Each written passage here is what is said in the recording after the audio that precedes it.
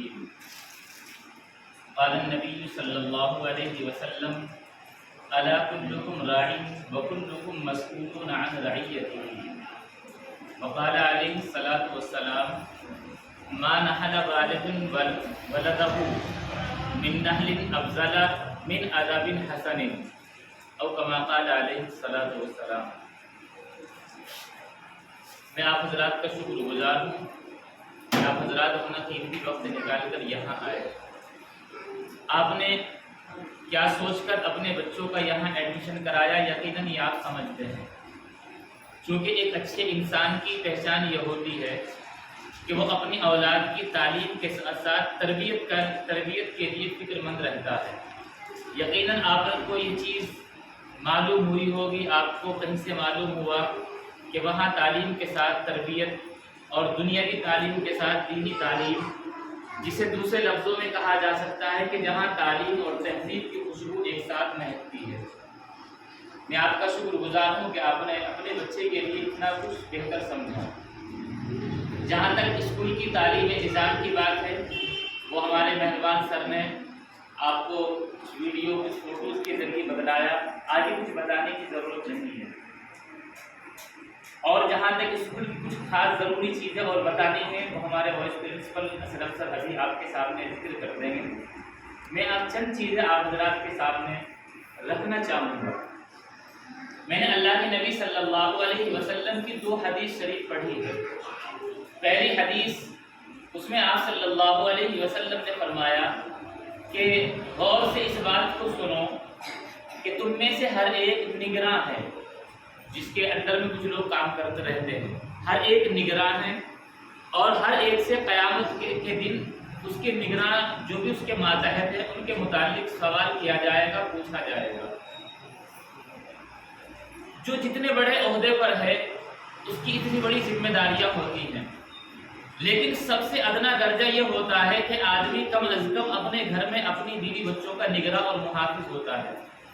ان کی تعلیم اور تربیت، ان کا کھانا پینا، رہنا سہنا، یہ ساری ذمہ داریاں اس کی بنتی ہیں. اگر اس میں وہ کمی کرتا ہے تو قیامت کے دن اللہ تعالیٰ کے یہاں اسے جواب دینا ہوگا.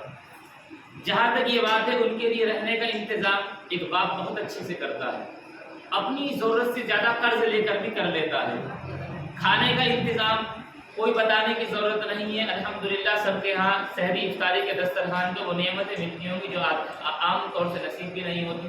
یہ بھی ایک ماں باپ کر لیتے ہیں. کپڑے بہت اعلیٰ کوالٹی کے آپ ہم پہنا دیتے ہیں. تعلیم کے لیے بھی ہم الحمدللہ اب اس قدر یہ کہیے کہ اس قدر ہمارے اندر بیداری آ چکی کہ ہم اعلیٰ سے اعلیٰ سوچ رہتی ہے کہ کون سا ہمارے یہاں اعلیٰ کوالٹی کا اسکول ہے، وہاں تعلیم دینا ہے.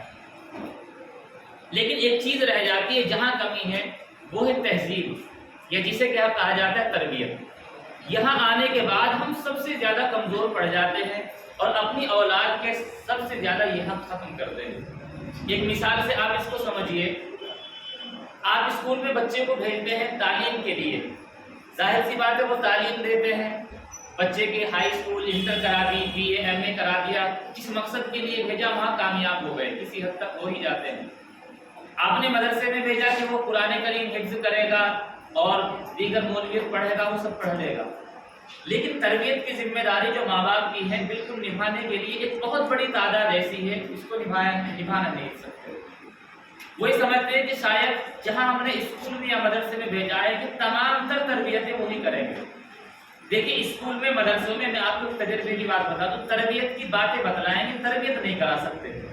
اس لیے کہ جو 6 گھنٹے 7 گھنٹے وہ پڑھنے کے لیے آ رہا ہے وہ تعلیم کا ٹائم ہے، تربیت کا ٹائم نہیں ہے. تو وہ تعلیم دلائیں گے، اس میں تربیت کی باتیں بتلائیں گے، لیکن پریکٹیکلی یا مشق کے ذریعے وہ ماں باپ کی ذمہ داری ہوتی ہے. ایک دو چھوٹی چھوٹی سی مثال اس کی یہ ہوتی ہے کہ جب آپ مثلاً کھانا کھانے بیٹھے تو ہمیشہ ساتھ کھائیے. آپ کے بچے آپ کے ساتھ کھائیں گے تو آپ اپنے بچوں کو سکھلائیں. کبھی آپ نے بڑے کے ہاتھ میں کھانا دے دیا اور یہ آپ نے دیکھا کہ پہلے اپنے برتن میں نکالتا ہے یا اپنے چھوٹے بھائی بہنوں کے برتن میں نکالتا ہے. وہ اگر پہلے اپنے چھوٹے بھائی بہنوں کو دیتا ہے تو آپ اس کی حوصلہ افزائی کیجیے کہ بہت اچھا، آپ نے بہت اچھا کام کیا. اور اگر اپنے برتن میں نکالتا ہے تو آپ اس کو سمجھائیے کہ دیکھو پہلے حق اپنے چھوٹوں کا ادا کرنا چاہیے.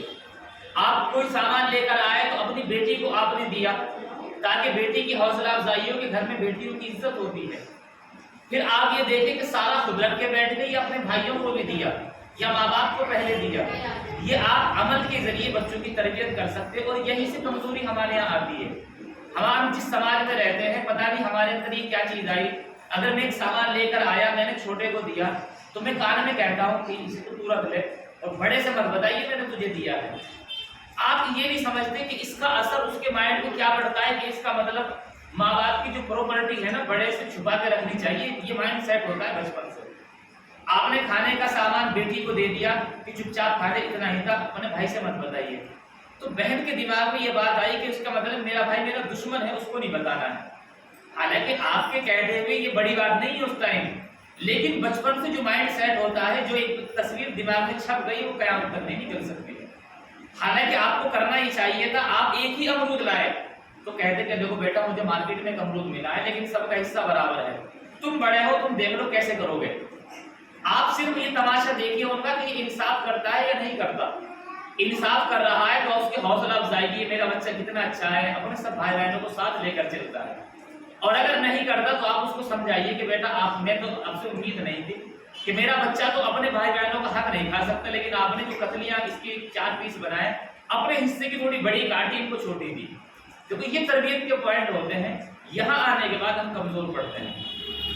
اس کے لیے الحمدللہ آپ نے جس اسکول کو چنا، امید آپ کو دلائی جا سکتی ہے کہ آپ کے بچے کو دینی تعلیم کے ساتھ دنیاوی تعلیم کے ساتھ دینی تعلیم بھی یقیناً دلائی جائے گی، لیکن اور تربیت کی باتیں بھی بتلائی جائے گی۔ لیکن آپ یہ مت سمجھیے کہ آپ دے کر فری، بچہ یہاں چھوڑ کر فری ہو گئے، بلکہ اب آپ اس کو پاس بیٹھا کر پوچھئے کہ آپ کی کتنی حدیثیں اسکول میں یاد ہوئی۔ اگر آج اس نے 2 حدیثیں بتلائی تو اس کو 1 ہفتے کے بعد پوچھے گا کیا 2 ہی ہیں زیادہ ہیں۔ اگر 2 ہی ہیں تو پھر آپ ٹیچر سے کانٹیکٹ کیجیے گا کہ میرے بچے کو 1 ہفتے پہلے بھی 2 حدیث یاد تھی اور آج ہفتہ 10 دن کے بعد بھی 2 ہی ہیں، کیا میرے بچے میں کمی ہے کوئی؟ تو پھر آپ کو بتائیں گے۔ اس سے یہ ہوگا آپ اپنے ٹیچر سے تعلق اور کانٹیکٹ میں بھی رہیں گے، اور آپ کو بچے کا پتہ چلے گا کہ کتنا گروتھ کر رہا ہے، کتنا آگے بڑھ رہا ہے۔ دوسرا یہ ہے کہ جب وہ حدیث آپ کو بتلائے گا یا جو بھی دعائیں آپ کو بتلائے گا تو آپ کو پتہ چلے گا کہ یقیناً آپ کا بچہ سیکھ رہا ہے۔ پھر آپ اس سے پوچھئے کہ مثلا آپ نے بیت الخلاء جانے کی، ٹوائلٹ میں جانے کی دعا سیکھی تھی، آپ اس کو پڑھتے بھی ہیں کہ نہیں پڑھتے؟ ہم تو سکھا دیں گے، یاد کرا دیں گے ٹیچر محنت کے ساتھ، لیکن پریکٹیکلی وہ تو گھر پہ کریں گے۔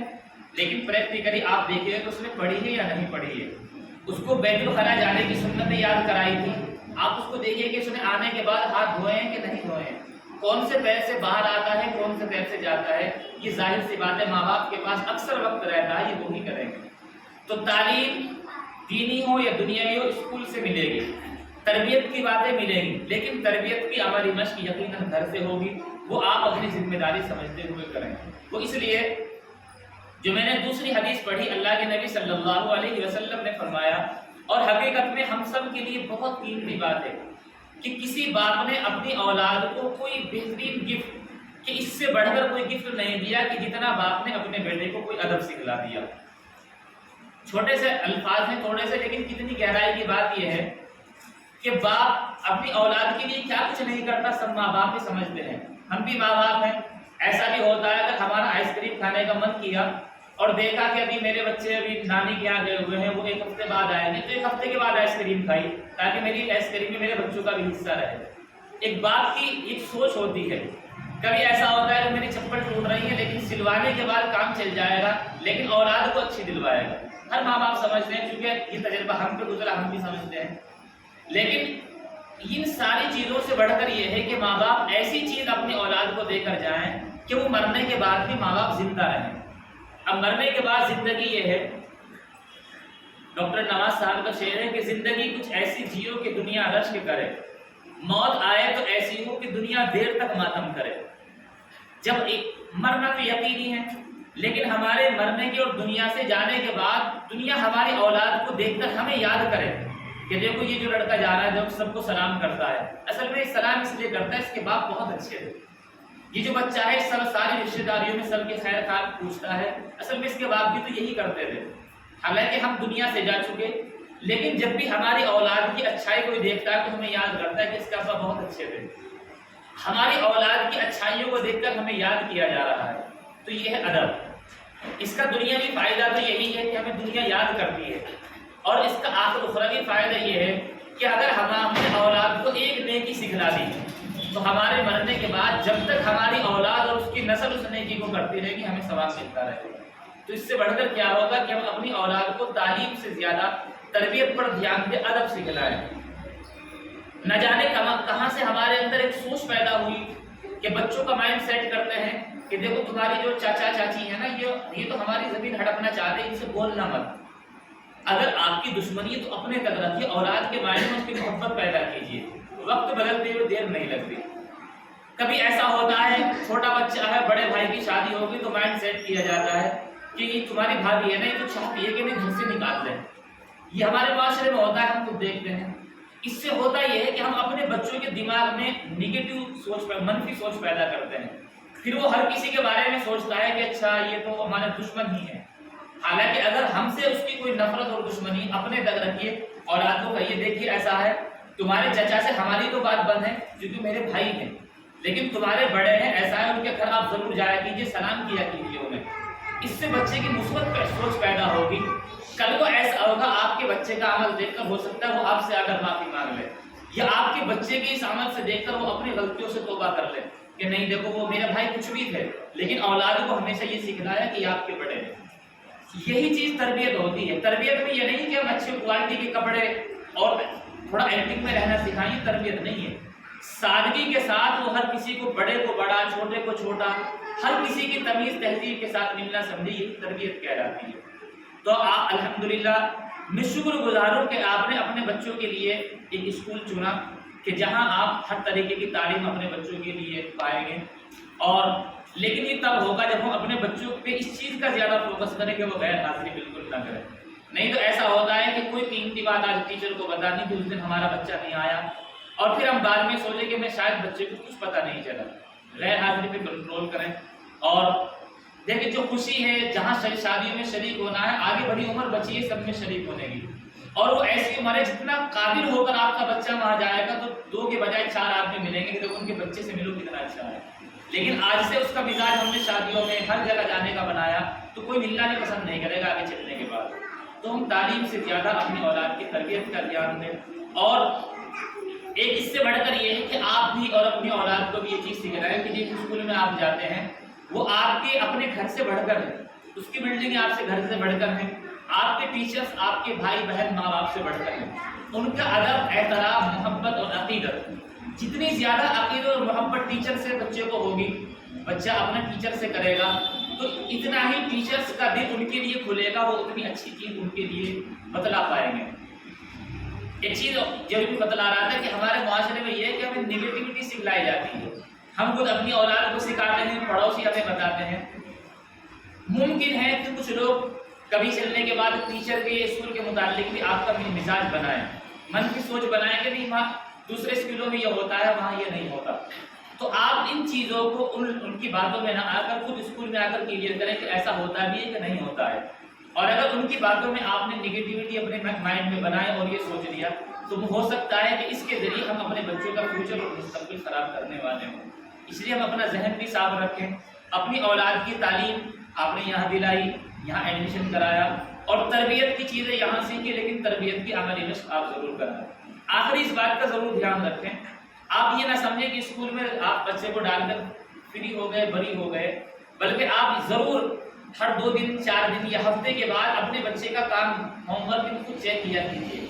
آپ تاریخ دیکھ لیا کیجیے کہ مثلا 1 مارچ کو یہ کام تھا اور آج 15 مارچ ہے، تو 15 مارچ کے بعد کام ہوا ہے کاپی میں کہ نہیں ہوا ہے۔ یہ والدین کی ذمہ داری ہوتی ہے۔ ہو سکتا ہے ٹیچر نے کرایا، یہ اسکول میں کچھ اور پروگرام تھا نہیں ہو پایا، تو آپ کے دماغ میں جو بھی سوالات ہو ٹیچر سے آ کر آپ کلیئر کریں کہ بھئی یہ چیز ہے، ہمارا بچہ آگے نہیں بڑھا، ہو سکتا ہے ہمارے بچے کی غلطی ہو یا کوئی اور وجہ ہو، تو آپ اس چیز کو ہمیں سمجھا دیں۔ امید ہے آپ ذرا اس پر عمل کریں گے انشاءاللہ۔ اللہ تعالیٰ عمل کی توفیق عطا فرمائے۔